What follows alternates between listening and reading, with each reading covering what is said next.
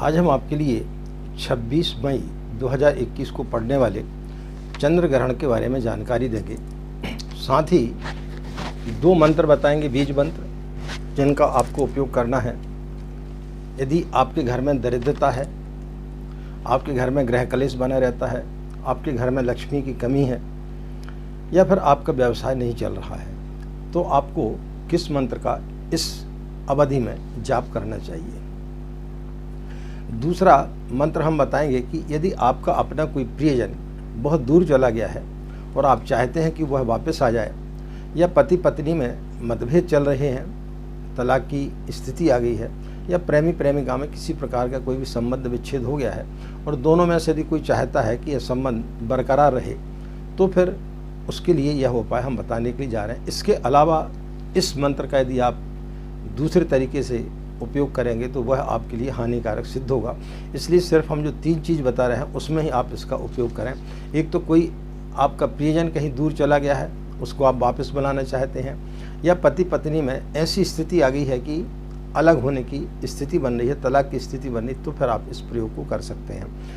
तीसरा, प्रेमी प्रेमिका में लिविंग रिलेशनशिप में यदि आप रह रहे हैं और किसी प्रकार का कोई भी तनाव आ गया है, तो उसको दूर करने के लिए आप इस उपाय को कर सकते हैं।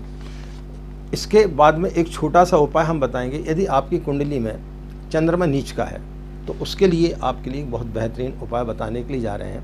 नीच का यानी यदि चंद्रमा या तो वृश्चिक राशि में है, या फिर शनि और चंद्रमा एक साथ बैठ कर के विषयोग बना रहे हैं, या चंद्रमा और राहु एक साथ बैठे हुए हैं, तो उसके लिए आपको कौन सा उपाय इस समय करना है, वो हम आपके लिए इस वीडियो के माध्यम से बताने के लिए जा रहे हैं। तो यदि आप इच्छुक हैं तो निश्चित रूप से आप इस वीडियो को देखें अंत तक, तो आपको इन सारी समस्याओं का समाधान इस वीडियो के माध्यम से मिलेगा। राधे राधे, जय श्री कृष्णा, नमस्कार। मैं आचार्य पंडित गिरीश बारोलिया। गायत्री महामंत्र। ओम भूर्भुवः स्वाहा तत्सवितुर्वरेण्यं भर्गो देवस्य धीमहि धियो यो नः प्रचोदयात्। अखण्डमण्डलाकारं व्याप्तं येन चराचरं तत्पदं दर्शितं येन तस्मै श्रीगुरवे नमः। तस्मै श्रीगुरवे नमः। मित्रों, चंद्र ग्रहण प्रत्येक वर्ष पड़ते हैं। इस वर्ष 2021 में कुल 4 ग्रहण पड़ेंगे, जिसमें 2 चंद्र ग्रहण और 2 सूर्य ग्रहण होंगे। जिसमें पहला चंद्र ग्रहण इस वर्ष का यानी संवत 2078 का 26 मई बैसाख पूर्णिमा को पड़ने के लिए जा रहा, दिन रहेगा बुधवार।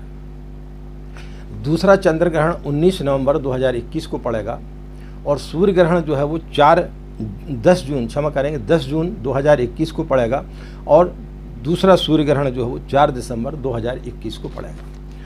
ग्रहण 3 प्रकार के होते हैं। एक होता उपछाया, दूसरा होता है पूर्ण ग्रहण, और तीसरा होता आंशिक। तो ये जो चंद्र ग्रहण पड़ने के लिए जा रहा है, ये उपछाया चंद्र ग्रहण रहेगा। तो उपछाया चंद्र ग्रहण का किसी प्रकार का कोई भी सूदक आदि मान्य नहीं होता है, और यह जो चंद्र ग्रहण पड़ने के लिए जा रहा है, यह हमारे भारत में दिखाई नहीं देगा। यह पूर्वोत्तर भारत के कुछ हिस्सों में दिखाई देगा, जहाँ की 5:38 से 6:21 तक यह दिखाई देगा। तो जहाँ पर यह दिखाई देगा वहाँ पर सूदक मान्य रहेगी, और जिन जिन स्थानों में भारत के जहाँ दिखाई नहीं दे रहा, वहाँ पर किसी प्रकार की कोई भी सूदक मान्य नहीं होगी। तो 26 मई 2021 दिन बुधवार, वैशाख मास की पूर्णिमा के दिन यह ग्रहण पड़ने के लिए जा रहा है। यह ग्रहण कब से पड़ेगा? दिन में पड़ेगा।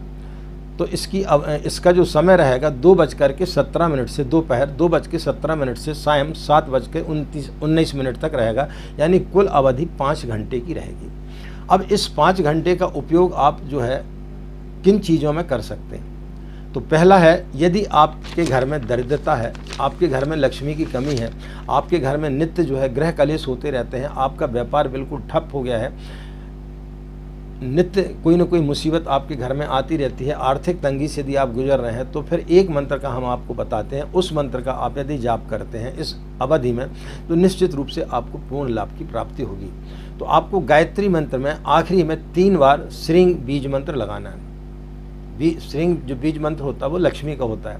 तो उस बीज मंत्र को लगाने से गायत्री मंत्र का स्वरूप किस प्रकार से हो जाता है वह हम आपको बताते हैं। ओम भूर्भुवः स्वः तत्सवितुर्वरेण्यं भर्गो देवस्य धीमहि धियो यो नः प्रचोदयात्। श्रीं श्रीं श्रीं। ये इस प्रकार से आपको जाप करना है। 5 घंटे की जो अवधि, उसमें आप 5 माला, 7 माला, 11 माला, जितनी भी आपकी सामर्थ्य उतना आप जाप कर सकते हैं। दूसरा बीज मंत्र हम आपको बताने के लिए जा रहे हैं, उसको सिर्फ आपको 3 चीज़ों में उपयोग में लाना है। इसके अलावा यदि आप उसका कोई गलत उपयोग करेंगे तो फिर वह आपके ऊपर है, आपके लिए नुकसान हो सकता है।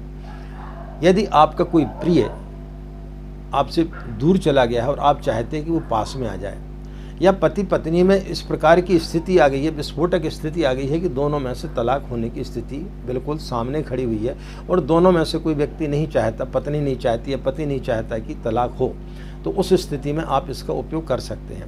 या आप किसी के साथ में काफ़ी समय से लिविंग रिलेशनशिप में रह रहे हैं और किसी कारण से, कोई संदेह के कारण से यदि आप लोगों में बीच में तनाव आ गया है और आप लोग संबंध विच्छेद करने के लिए जा रहे हैं, तो दोनों में से यदि कोई चाहता है कि इस प्रकार की स्थिति ना आए, तो फिर आप इस मंत्र का प्रयोग कर सकते हैं। वह मंत्र है, वह बीज मंत्र है, ओम क्लीं कामदेवाय नमः। इस मंत्र का आप जाप कर सकते हैं। जितनी देर आप जाप कर सकते हैं उतना ज़्यादा आपको लाभ मिलेगा। अब इसके बाद हम एक छोटा सा उपाय आपके लिए बताने के लिए जा रहे हैं कि यदि आपका चंद्रमा, आपकी जन्म कुंडली आप देखें, यदि आपका चंद्रमा नीचस्थ है यानी वृश्चिक राशि में है, या आपके चंद्रमा के साथ में शनि और चंद्रमा की युति बन रही है यानी विषयोग बन रहा है, या आपके चंद्रमा के साथ में राहु बैठा हुआ यानी चंद्रमा और राहु की युति बन रही है, तो ऐसी स्थिति में आपको एक उपाय करना चाहिए। एक आप जो है सूत का कच्चा धागा ले लें, सफ़ेद, जैसे जो अपन जनेऊ पहनते हैं, जनेऊ का जो धागा रहता है वैसा आप एक धागा ले लें और नीचे से आपके पैर के अंगूठे से लेकर के सिर तक आपको 7 बार उसको नापना है। 7 बार नापने के बाद में उसको आप तोड़ लें और फिर उतने जो धागा है उसको एक कटोरी में थोड़ी सी आप हल्दी को गीला कर लें और हल्दी को गीला करके उसको पीला कर लें। फिर एक प्लेट में पीपल के पत्ते के ऊपर उसको रख दें, 7 बूंद उसमें गंगा जल की टपका दें और 7 चुटकी उसमें आप काली तिल डाल दें और ओम सोम सोमाय नमः का 108 बार आप मंत्र का जाप करें। उसके पश्चात में जब चंद्र ग्रहण समाप्त हो जाए उस समय, उसके पश्चात आप स्नान आदि करने के पश्चात यानी 7:19 के पश्चात में आप स्नान आदि करें और उस सामग्री को उठा करके आप आपके किसी गमले के मिट्टी में आप उसको दबा दें। कोई भी घर में गमला होगा उसकी मिट्टी को खोद करके थोड़ा सा और उस सामग्री को आप उसमें दबा दें, तो निश्चित रूप से आपका जो दोष है वो समाप्त हो जाएगा। यदि उस दिन आपकी तबीयत ठीक नहीं है, आपको नहाने की ऐसा नहीं हो रहा है कि उस समय आप नहाए जाए, तो दूसरे दिन जब आप प्रातःकाल स्नान आदि करते हैं उसके पश्चात उस सामग्री को उठा करके और आप किसी गमले की मिट्टी में आप उसको दबा सकते हैं, तो फिर आपको जो नीच का जो चंद्रमा है वो आपको उच्च का लाभ देना प्रारंभ कर देगा। तो ये हमने छोटे से आपको 3 चीज़ें बताई। 2 हमने आपको मंत्र बताए, एक दरिद्रता दूर करने का, एक अपने पति पत्नी में मतभेद को दूर करने का, और दूसरा चंद्रमा, नीच के चंद्रमा को उच्च का बनाने के लिए आपको क्या करना चाहिए। तो ये 3 चीज़ें हमने बताई हैं। यदि इस अवधि में आप इनका प्रयोग करते हैं, आप इनका लाभ उठाते हैं, तो निश्चित रूप से आपको काफ़ी लाभ की प्राप्ति होगी। तो आशा मित्रों यह जानकारी आपके लिए लाभप्रद होगी और निश्चित रूप से आप इसका जितना ज़्यादा से ज़्यादा लाभ उठा सकें लाभ उठाएं और दूसरे लोगों को भी आप इस चीज़ से के लिए प्रेरित करें, उनको भी आप ज़्यादा से ज़्यादा इस वीडियो को शेयर करें ताकि दूसरे लोग भी इस चीज़ का लाभ ले सकें। इन्हीं कामनाओं के साथ में कि आपका दिन मंगल में हो, आप लोग खुश रहें, मस्त रहें। माँ गायत्री की असीम कृपा इसी प्रकार आप लोग पर बनी रहे। हमें आज्ञा दें। नमस्कार। ओम शांति।